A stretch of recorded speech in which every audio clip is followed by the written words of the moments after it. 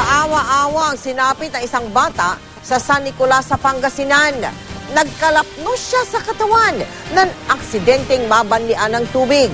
Nahirapan ng mga doktor na gamutin ang bata dahil sa pinahid na toothpaste sa kanyang balat.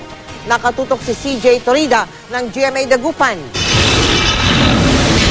Ito ang sinapit ng 5 taong gulang na si Nika, di niya tunay na pangalan, matapos mabanlian ng mainit na tubig sa kanyang katawan. Kwento ng ina ni Nika, nagpainit daw ng tubig pampaligo ang lola ni Nika nang di sinasadyang matabig ang tabo na may mainit na tubig at matamaan ng bata. Dahil sa nangyari, nagtamo ng 1st to 2nd degree burns ang bata. Pakiusap ng pamilya na huwag ipakita ang mukha ni Nika. Ayaw ring magsalita sa harap ng kamera ang lola na sising-sisi sa nangyari. Ang balat sa may tiyan at mga binti ni Nika nalapnos. Akala niya po maano yung tubig na malamig. Tapos nilagay niya, tabingig po yung yung basong pakalagay niya. Kwento pa ng ina ni Nika, agad doon nilang pinahiran ng toothpaste ang balat ni Nika na nalapnos at sa kanila dinala sa ospital. Umiyak po. Tapos po, sabi niya, mama, ako na, mamatay na po ako.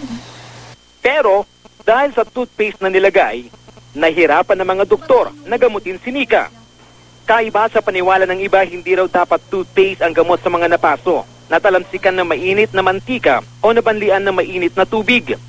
Payo ng mga doktor, buhusan lamang ng malimig na tubig ang bahaging napaso o dampen ng basang timpo at agad na dalhin sa ospital. Pagdating dito, marami nang nailagay.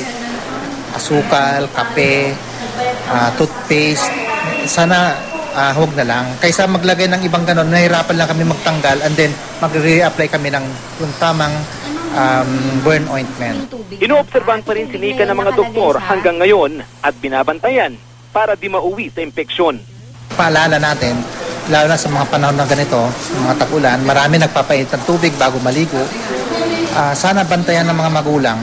CJ Torida, Nakatutok, 24 Oras.